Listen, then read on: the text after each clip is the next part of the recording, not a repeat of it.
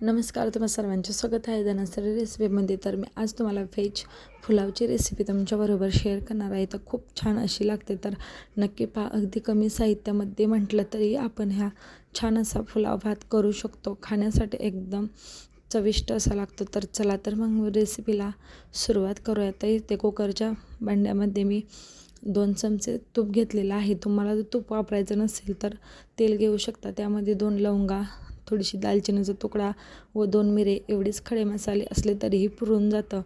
त्यानंतर 1 चमचा जिरे चांगले फुलले की त्यानंतर ठेचलेला लसूण घालायचा.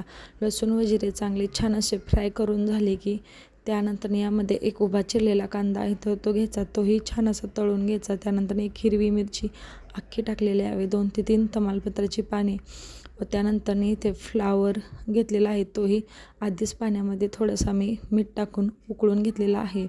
त्यानंतर यामध्ये बटाट्याच्या फोडी टाकून व काजू टाकून व त्यानंतर तोंडले आहेत तर ते अशी प्रकारे कट करून घेतलेले आहे. 1 शिमला मिरची उभी कट करून घेतलेली आहे व 1 टोमॅटो आहे तर तोही उभा कट करून घेतलेला आहे. ते मी घरी बनवलेलं फ्रोझन मटार आहे तर तोही घेतलेला आहे. तो कसा बनवायचा यावरचा डिटेल व्हिडिओ आपल्या चॅनेलवरती आहे तर तोही नक्की जाऊन पहा. त्यानंतर यामध्ये इथे मी कोलम तांदूळ आहेत तर ते 2 वाट्या घेतलेल्या आहेत. त्या स्वच्छ असे धुवून यामध्ये टाकून 5 ते 10 मिनटं तुपावरती तांदूळ आहेत तर ते परतून घ्यायचे. त्यामुळे आपल्या भाताला चव खूप छान असे येते.